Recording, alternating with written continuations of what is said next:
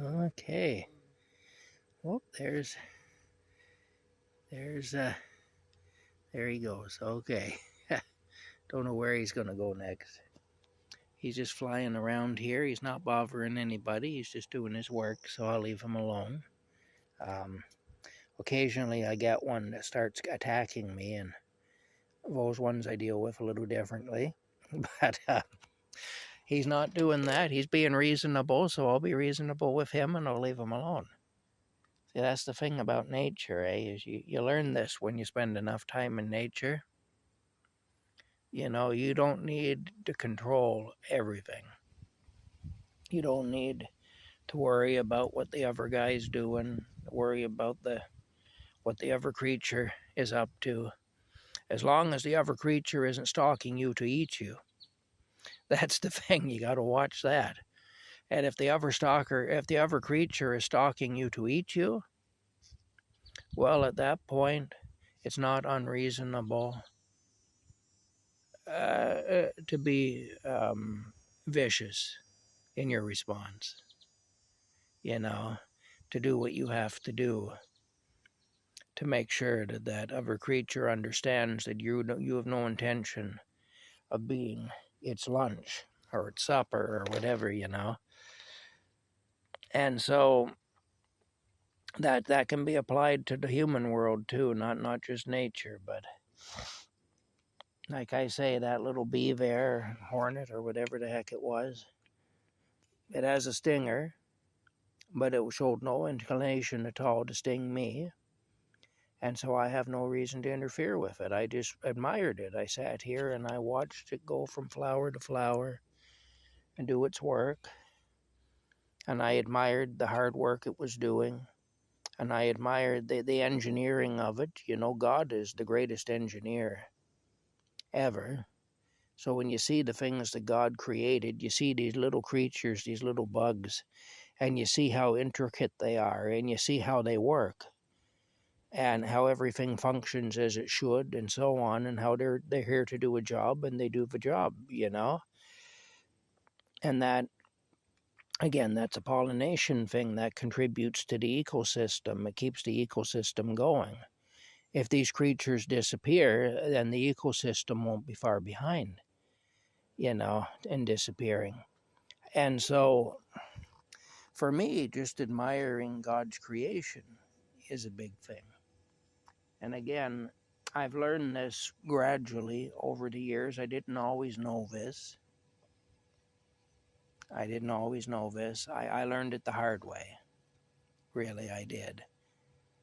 And, but I did learn it at least, so I deserve some credit for that. Some people never learn it. But the thing is,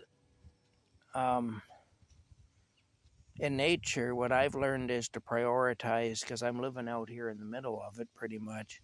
And what I've learned is to prioritize things in such a way that I enjoy the things. I get immense enjoyment out of the things that remind me of how great God is, and of what a great engineer He is, what a great designer He is, and about how He has the power to give life. We don't really have the power to give life. Now, what I'm going to say next may offend some people, especially feminists, but one of the things that's used as a justification for free access to abortion is the argument that a woman gives life. A woman does not give life, a woman facilitates life. Now, that's equally important, because a man can give life all day long, because really the life comes from the man, it comes from the man's seed. And really, it isn't even the man who gives life, it's God who gives life, but God gives life through the man. The egg is a dead thing. It's a totally lifeless thing until the sperm makes contact with it. And they've actually been able to make video now what happens inside a woman's body when a conception takes place. And there actually is a flash of light. When the sperm hits the egg, there's like a little explosion. There's a flash of light there. You see, that's the beginning of a life. That's how we all began. You know, every one of us started out with a flash of light. That by itself has got to make you think just about the value and the fragility and the miraculousness of life, you know. But the thing is, see, a woman's role is to facilitate life. A man's role is to have the life passed on through him. The life really comes from God. It doesn't come from the man directly, but it's passed through the man, you know, by God, basically, to the egg, which is in the woman. And then the woman, she facilitates the existence of that life. She grows it and nurtures it within herself, and gives birth to it, and does so at a great cost to herself, you know. And again, that goes back to the idea of a mother sacrificing for her children. Now, men sacrifice for their children too. They just do it in a different way generally. At least if you're any kind of a decent man, you do. I mean, some men aren't very decent. Some men just plant the seed and then off they go. They leave the field unattended, you know. Or they go off and plant seeds elsewhere and they leave those crops unattended too. And what you get then is you get crops that fail. You get crops that are full of weeds, you know, and everything, and that don't amount to anything. So, you know, a man is important in that situation, as is a woman. They're equally important. The man cannot pass life on. He cannot act as a vessel through which God can pass the life force on without the woman and without her cooperation.